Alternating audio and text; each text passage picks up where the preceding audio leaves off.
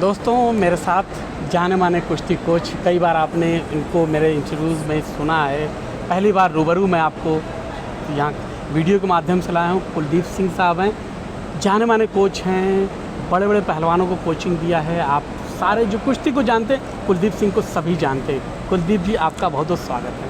Thank you. आज Indira Gandhi stadium में trial थे एशियन गेम्स के लिए, जो कुश्तियाँ हुई कैसे देखते हैं आप? एक बहुत अच्छी कुश्ती हुई, ज़्यादातर नए लड़के सेलेक्ट हुए हैं एशियन गेम्स के लिए और कई उल्ट फेर भी हुए हैं, जैसे Olympic medalist Ravi Dahiya 57 KG में हार गए, लेकिन अभी जो सेलेक्ट हुआ है 57 केजी में नया लड़का है, करंट का एशिया चैम्पियन है, तो एक अच्छा प्रदर्शन की उम्मीद है एशियन गेम्स में। इतने बड़े पहलवान उलटफेर का ट्रायल्स में शिकार हो जाते हैं, वो हार जाते हैं, तो जाहिर सी बात है उनकी मानसिक स्थिति में भी कुछ ना कुछ असर पड़ता होगा, उनकी सोच पर, उनकी ट्रेनिंग पर। इसको कैसे देखते हैं as a coach?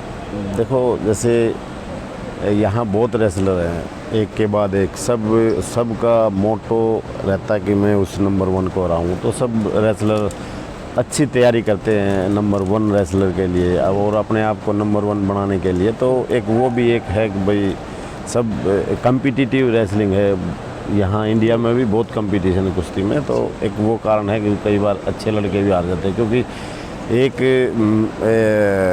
Weight category लंबे समय तक मेंटेन करना थोड़ा भी मुश्किल हो रहा है। उसका रीज़न एक भी न्यू कमर्स अच्छे आ रहे हैं, तो उसका मादा रखते हैं हटाने का। तो इसको आप कैसे देखते हैं? रवि दहिया का बाहर होना सेटबैक देख रहे हैं या कि नए पहलवान से उम्मीद बांध रहे हैं? देखो, रवि दहिया का मैं जहाँ तक मैं सोचता हूँ कहीं ना कहीं फिटनेस इशू था, वो कंपटीशन फॉर्म में ही नहीं थे, जैसे कंपटीशन लड़ते वक्त प्लेयर होता है, तो उस तरह की फिटनेस मेरे को दिखाई नहीं दी। तो मैं उनके कोचेज से अखाड़े में जो उनसे सुन भी रहा था कि वो कहीं ना कहीं उसका पहले नी इंजरी थी और पूरी तरह से रिकवर नहीं हुए थे, तो उनकी मेरे हिसाब से ट्रायल की तैयारी नहीं थी।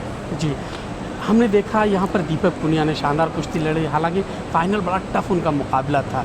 उनकी कुश्ती को कैसे देख रहे हैं और उनके एशियन गेम्स में पहली बार पार्टिसिपेट करने से उम्मीद कितनी बढ़ती है? देखो, दीपक पुनिया अच्छा लड़ा, लेकिन जैसी उम्मीद थी वैसा नहीं लड़ा, मेरा जो सोचना है, क्योंकि यहाँ भी कुश्ती 3-4-3 बहुत क्लोज कुश्ती हुई है और इजी पोजीशन पर पॉइंट भी दिए उसने, और कहीं जैसे मेरे को महसूस हुआ कि एंडोरेंस में भी थोड़ा डाउन था, तो फिटनेस इश्यू हो सकता है, लेकिन वो एक अच्छा रेसलर है, एक्सपीरियंस रेसलर है और मेडल की उम्मीद है गेम्स में। जी हाँ, आपने दीपक पुनिया की बात की। यहाँ हैवी वेट में थोड़ा सा बात करूँगा सुमित के बारे में।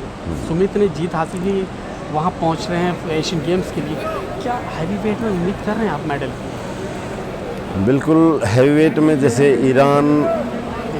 ईरान को छोड़ के बहुत इक्वल से रेसलर हैं। जी जी जी। ईरान को छोड़कर हम किसी भी और कंट्री को सुपर एज में भी हरा सकते हैं, किसी भी कैटेगरी में। यानी और उम्मीद लग रही है? हाँ, बिल्कुल उम्मीद है। गोल्ड की उम्मीद तो नहीं है, लेकिन मेडल की उम्मीद है। मेडल ला सकता है उसने यहाँ, लेकिन जो उसकी बाउट हुई है उसी के अखाड़े का जो पहलवान था उसको उसने शिकस्त दी फाइनल मैच में, हमने देखा था। हालांकि अच्छा लड़ा पहलवान, लेकिन अगर हम देखें ट्रायल्स में आपने पूरा देखा है, आपने ग्रीको रोमन देखा है, इसके बाद फ्री स्टाइल देखा है, तो जो पहलवान सेलेक्ट हुए कितने पदक की उम्मीद आपको लग रही मिल सकता है? देखो, मैंने पदक तो काउंट नहीं किए, लेकिन अगर हम जो मेरे को लग रहा है अगर गोल्ड की उम्मीद करते हैं तो 57 केजी फ्री स्टाइल में गोल्ड की उम्मीद है मेंस में। अच्छा, उन पहलवानों की कुलदीप जी क्या मनोदशा होगी जिन्होंने गोल्ड मेडल यहाँ पर मतलब यहाँ पर पहली पोजीशन हासिल की है, यानी क्वालिफाई के मार्क पे पहुँचे, लेकिन पहले से पहलवानों का सिलेक्शन है। लाइक अगर हम 65 किलोग्राम बात करें, तो उस तरह के पहलवान जीतने के बाद की उम्मीद कैसे? देखो, ये तो अगर आपको ये पता है कि उस वेट कैटेगरी में एक रेसलर पहले से सिलेक्टेड है, तो उनका कहीं ना कहीं मन में तो रहेगा कि भाई हम जाएंगे नहीं जाएंगे, या अभी वो फर्स्ट आए हैं और शायद 15 दिन के बाद फिर ट्रायल है वर्ल्ड चैम्पियनशिप की, तो उसमें जो रेसलर जिन्होंने ट्रायल नहीं दिया है वो भी ट्रायल देंगे, तो उसके बाद कुछ चेंज हो सकता है, और इनको भी यही उम्मीद है, उसमें पूरा दोबारा वहाँ उम्मीद कर रहे हैं। लेकिन फिलहाल वो जीत कर भी अपने आप को हारा हुआ महसूस नहीं कर रहे होंगे? देखो अभी अगर कंफर्म सिलेक्शन नहीं है तो डाउट में तो रहेंगे। डाउट में रहेंगे। हाँ, बिल्कुल। और अभी 15 दिन बाद ही वर्ल्ड चैंपियनशिप के सिलेक्शन होना, ट्रायल्स होने हैं। इतनी जल्दी जल्दी 2 ट्रायल्स हैं, इसमें क्या सही आप देखते हैं, कैसे देखते हैं? देखो सही नहीं है, लेकिन अभी एक जैसे ये ट्रायल लेट हुई है मेरे हिसाब से, 1 महीना लेट हुई है, तो अभी उसके अलावा कोई चारा बचता ही नहीं, क्योंकि वर्ल्ड में 10 वेट कैटेगरी के लिए रेसलर सेलेक्ट करने हैं। और वर्ल्ड चैम्पियनशिप बहुत इम्पोर्टेंट चैम्पियनशिप है, क्योंकि इसमें ओलंपिक क्वालिफाइंग का फर्स्ट टूर्नामेंट है, फर्स्ट। हाँ जी हाँ। और मैं देखता हूँ कि बहुत ज़्यादा ध्यान फोकस सबका अभी एशियन गेम्स पे है। जी जी। और वर्ल्ड चैम्पियनशिप पे कम है, लेकिन वर्ल्ड चैम्पियनशिप पे भी ध्यान होना चाहिए कि आप बहुत एक कोच, इम्पोर्टेंट। आपने बड़ी अच्छी बात पकड़ी है, बहुत कम लोग पकड़ते हैं, क्योंकि वहाँ से क्वालिफाई करेंगे तो सीधे टिकट मिलेगा ओलंपिक पेरिस का। हाँ, तो आप कहना चाहते हैं कि वहाँ भी ध्यान देने की जरूरत, सब एशियन गेम्स पे ही फोकस किए हुए हैं, तो कहीं ऐसा तो नहीं देखो है कि... ओलंपिक एशियन गेम्स से बड़ा इवेंट है। जी हाँ, बिल्कुल। और अगर हम कोई कोटा जल्दी हासिल कर लेते हैं तो उस कैटेगरी में उस रेसलर के पास प्रिपरेशन का बहुत लंबा टाइम होता है, वो अपना माइंड सेट करने का टाइम होता है। और अगर हम ये मौका क्वालिफाइंग का खो देते हैं तो दूसरा मौका अप्रैल में आएगा। जी जी। अप्रैल और मई में वो फिर एक तो एक सेकंड लास्ट फिर उसमें प्रेशर भी हो जाता है। तो जो अच्छे रेसलर हैं जो क्वालिफाई कर सकते हैं उनको फोकस करना चाहिए वर्ल्ड चैम्पियनशिप पे, और कोचेज और फेडरेशन को भी ये ध्यान देना चाहिए कि भाई हम उन बेस्ट रेसलर को वहाँ भेजें।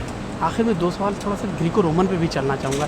ग्रीको रोमन बहुत करीब से आप देखते हैं, ग्रीको रोमन में जो पहलवान सेलेक्ट हुए हैं उनको कैसे देखते हैं? ग्रीको रोमन में भी एक बेस्ट रेसलर हैं, वही सेलेक्ट हुए हैं। 60 kg में भी वो रेसलर है जो लास्ट एशियन गेम्स में भी था, और 130 का भी लास्ट एशियन गेम्स में था जो रिपीट हुए हैं। बाकी सब नए रेसलर हैं, और उम्मीद ग्रीको रोमन में हमेशा थोड़ी कम ही रहती है, क्योंकि हमारा उतना लेवल अभी तक उस लेवल पे हम गए नहीं हैं। एशिया चैम्पियनशिप में तो मेडल जीतते हैं, लेकिन एशियन गेम्स में थोड़ा टफ होता है। लेकिन फिर भी उम्मीद है 3 कैटेगरी में रेसलर अच्छा करेंगे वो, और हो सकता है पदक भी। जी।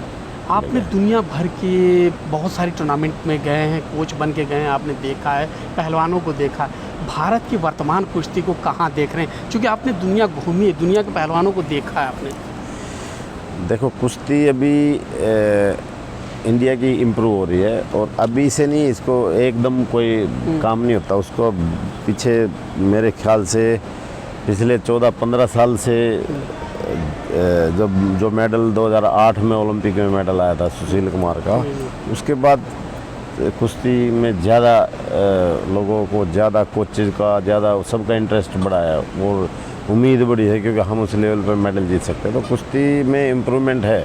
फिर भी एक जो कैडेट या जूनियर रेसलरों का स्पेसिफिक कोई प्लान बनाने की ज़रूरत है कि वो आने वाले अगले 2 साल 4 साल बाद 26 के एशियन गेम्स, 28 का ओलंपिक, उसके लिए तैयारी करें। तो एक अच्छी प्लानिंग की ज़रूरत है, और कहीं ना कहीं हम उस प्लानिंग में लैग करते हैं, नहीं कर पा रहे। 2 सवाल और पूछूंगा, अंत में चलते थे। एक सवाल पूछूंगा, ओवरऑल एशियन गेम्स की टीम सेलेक्ट हुई, 1 2 3, कितने पदक की आप उम्मीद करते हैं, कितना मिल सकता है? सिलेक्शन बहुत अच्छा और फेयर हुआ है। जो भी एडॉक कमेटी थी बहुत अच्छा काम किया है। सिलेक्शन में कोई भी इस तरह की चीज़ नहीं हुई। और मेडल देखो लड़कियों में भी ज़्यादा हैं, और गोल्ड की उम्मीद मेरे को कम लग रही है। और देखते हैं कि विनेश सर का सिलेक्शन होता है, अगर फिटनेस कैसी है तो, नहीं तो गोल्ड की उम्मीद कम है। मेडल की उम्मीद तो है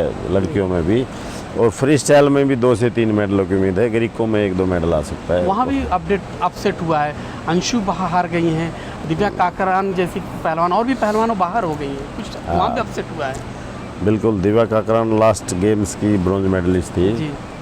और उसका और अंशु का दोनों को मेरे को फिटनेस का इश्यू लगा, कहीं ना कहीं वो तैयार नहीं थे ट्रायल के लिए जी। तो ये हमारी प्लानिंग जैसे कोचेज की एक उस प्लेयर के लिए होनी चाहिए, वो नहीं हो पाई। तो वो इंजरी का रीज़न था या क्या रीज़न था, वो फिटनेस उनमें वो दिखाई दी नहीं। जी जी दोस्तों, ये कुलदीप सिंह साहब हैं, आपका बहुत बहुत शुक्रिया। पता आपको एक चीज़ मैं बताना चाहता हूँ आपको, जब भी मैंने बात की सटीक बातें कुलदीप सिंह ने कही हैं। मैं आज से नहीं, बहुत सारे इवेंट्स पे मैंने गुफ्तगू की है और बहुत से लोगों से मैंने गुफ्तगू की। मैं समझता हूँ कि अगर एशियन गेम्स की बात करें, चाहे रेसलिंग की बात करें, इससे ज़्यादा बेहतर जानकारी आपको नहीं मिल सकती है। बहुत बहुत शुक्रिया, बहुत बहुत धन्यवाद। धन्यवाद। Thank you. धन्यवाद।